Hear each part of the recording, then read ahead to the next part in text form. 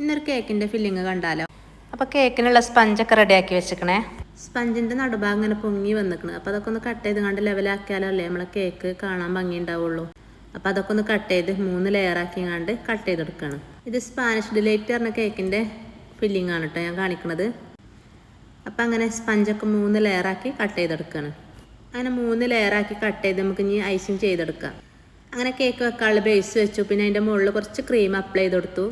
പിന്നെ നമ്മൾ സ്പഞ്ചിൻ്റെ first layer വെച്ചെടുത്തു. പിന്നെ നമ്മൾ വെറ്റ് ചെയ്യണം. അപ്പോൾ വെറ്റ് ചെയ്യണ സിറപ്പ് ഒരു സ്പെഷ്യൽ സിറപ്പാണ് കേട്ടോ. അപ്പോൾ ഈ സിറപ്പ് ഉണ്ടാക്കുന്ന വീഡിയോ ഒക്കെ നമ്മളെ ചാനലുണ്ട് കേട്ടോ. അപ്പോൾ ഇതിൻ്റെ വീഡിയോൻ്റെ അടിയിലുണ്ടാവും, ലിങ്ക് അതിലൊന്ന് കയറി കണ്ടു നോക്കുക. അതേപോലെ പിന്നെ നമ്മൾ ക്രീം അപ്ലൈ ചെയ്ത് കൊടുക്കുകയാണ്. അപ്പോൾ ക്രീമിലും നമ്മളൊരു സ്പെഷ്യൽ ഇൻഗ്രീഡിയൻസ് ചേർക്കുന്നുണ്ട്. അപ്പോൾ അതൊക്കെ നമ്മളെ ചാനലിലുണ്ട്. അപ്പോൾ എല്ലാവരും മുഴുവനായിട്ടൊന്ന് കണ്ടു നോക്കുക.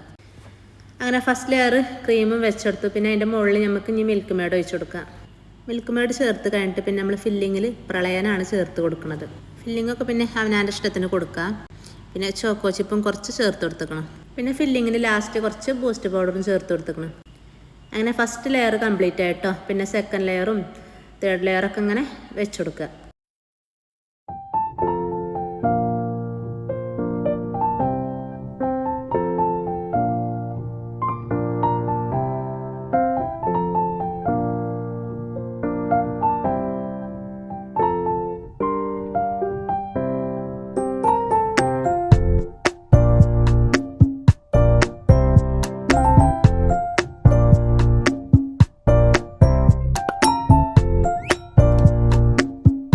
പിന്നെ ലാസ്റ്റ് കേക്ക് ക്രം കോട്ട് ചെയ്തെടുക്കുകയാണ് കേട്ടോ. അപ്പോൾ അത് കഴിഞ്ഞിട്ട് കുറച്ച് നേരം ഫ്രിഡ്ജിൽ വെച്ചിട്ട് പിന്നെ ഫിനിഷ് ചെയ്തെടുക്കുകയാണ്.